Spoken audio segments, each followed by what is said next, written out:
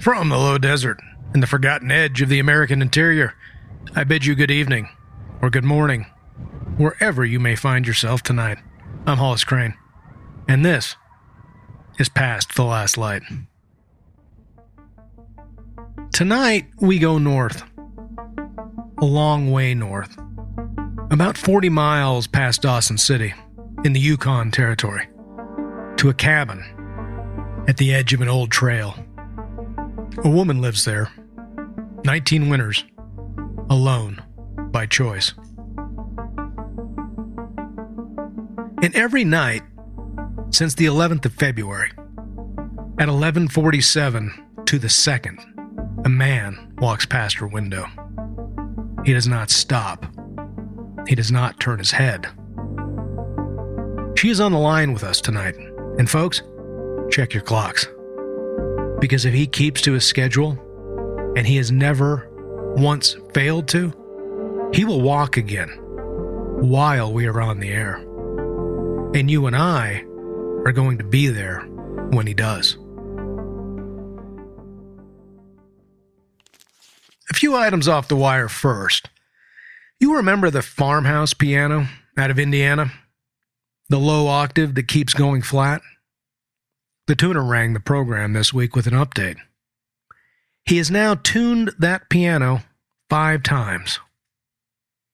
On the 5th visit, folks, the piano was fine. It was his tuning fork that came back flat. He has mailed the fork to a colleague in Cincinnati. We will follow the fork. Item 2. A bakery in northern Wisconsin reports that their sourdough starter, kept alive, mother to daughter, since 1962, has begun, in the owner's words, humming. Not bubbling, humming. They have moved it to a back room. They have not thrown it out. 64 years, folks. You don't throw out family. And item 3.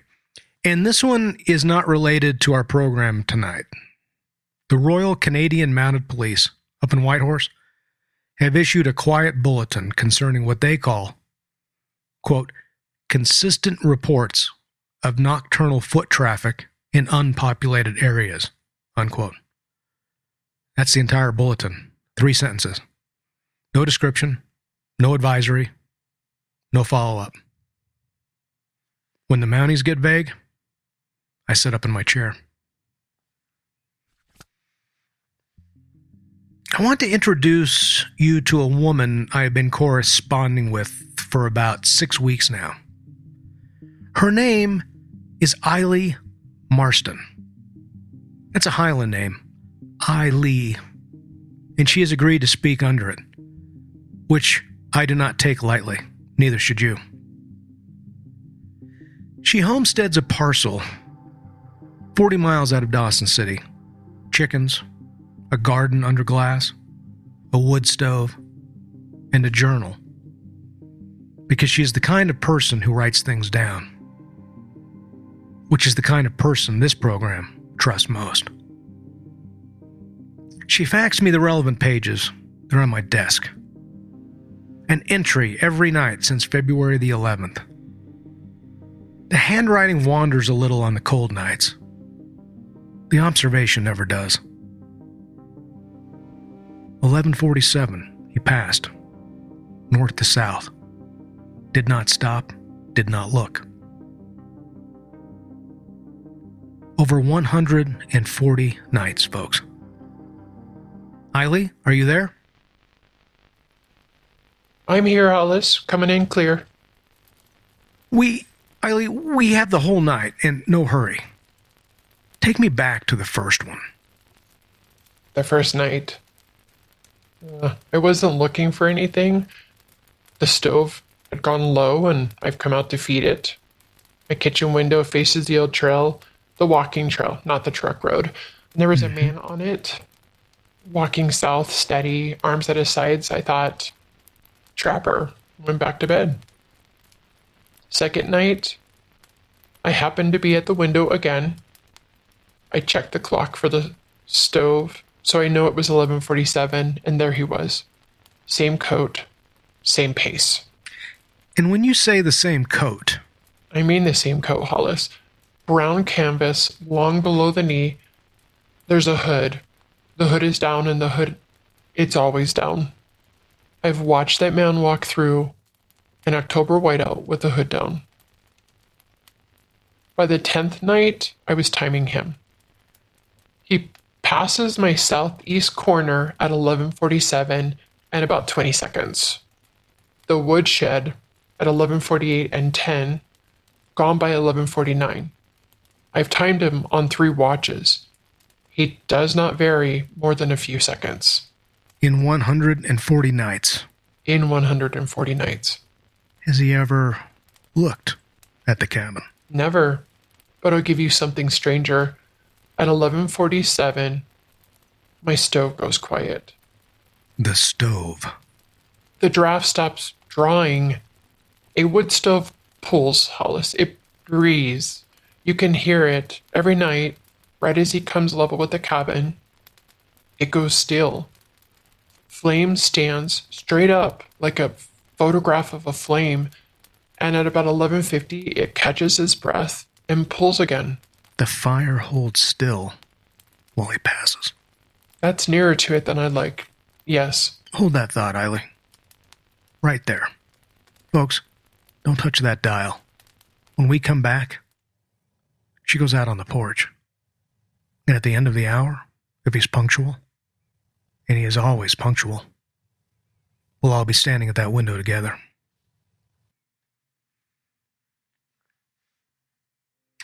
While Eilidh puts another log on, let me take a minute for the folks at the Copeland Provision Company out of Ash Grove, Missouri. You know them by now. They put food by. Sealed in steel, packed by hand, rated for 25 years. It keeps.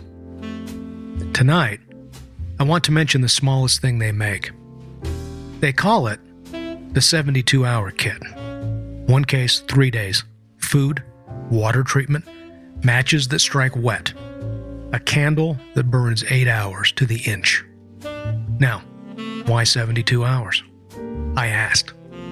And old Mr. Copeland told me something I've thought about since. He said, 72 hours is about how long it takes for most things to become ordinary again. The road gets cleared, the lights come back, the weather moves on. Whatever it was, folks, by the third morning, it is usually done being whatever it was. The kit is for the middle of that, not for the end of the world, for the pause in it. For the night, the road is closed and the phone is down, and the house is very, very quiet.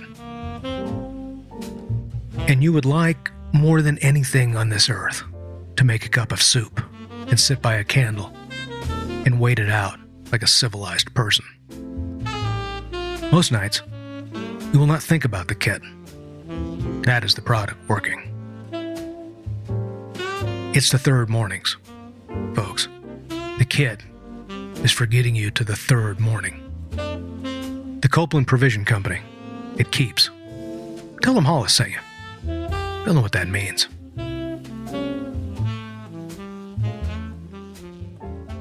Eilidh Marsten, 40 miles past Dawson City.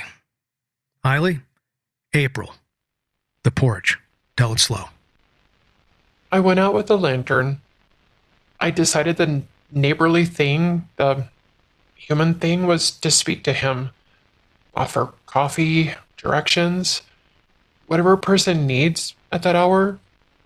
He came up the trail right on time, and Hollis, I could see his breath. I want you to understand that. In the lantern light, he was breathing.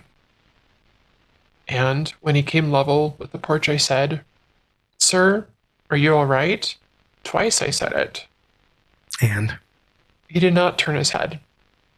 He did not slow down, and my lantern went out. Not flickered. Went out. Fresh wick, full of kerosene, dead, still air. I stood in the dark and I listened to his footsteps go away down the trail.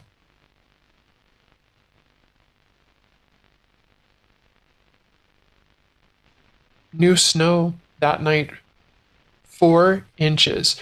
In the morning, I went out with a flashlight. My prints were there, off the porch, plain as ink. There were no others, Hollis. That trail was clean. Footsteps you could hear in snow that took no print. I said it out loud twice now. It doesn't improve. Did you take it to anyone? Constable Peltier in Dawson, polite man, took notes.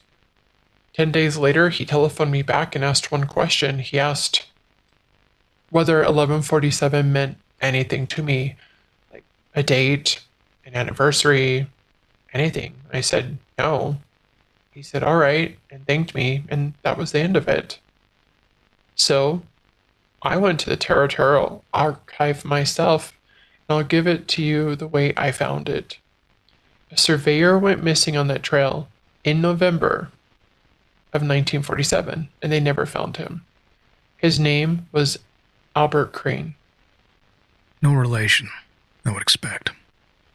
I did wonder, Hollis.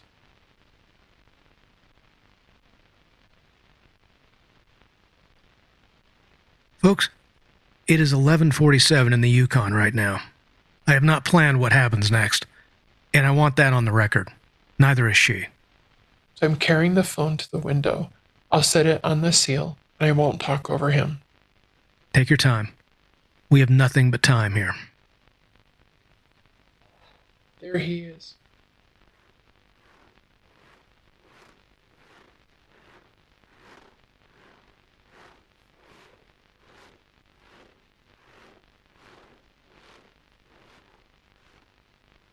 He's gone now. Eilidh, I heard it. Whatever that is worth to you, at your window, all these nights, there are a few 100,000 people who just heard it with you. I'm glad. Not for me. It's a thing that shouldn't be carried alone. Hollis, one more thing. I watched him the whole way past. The hood was up. 140 nights, and the hood has never been up. He knows. Somebody told him anyway.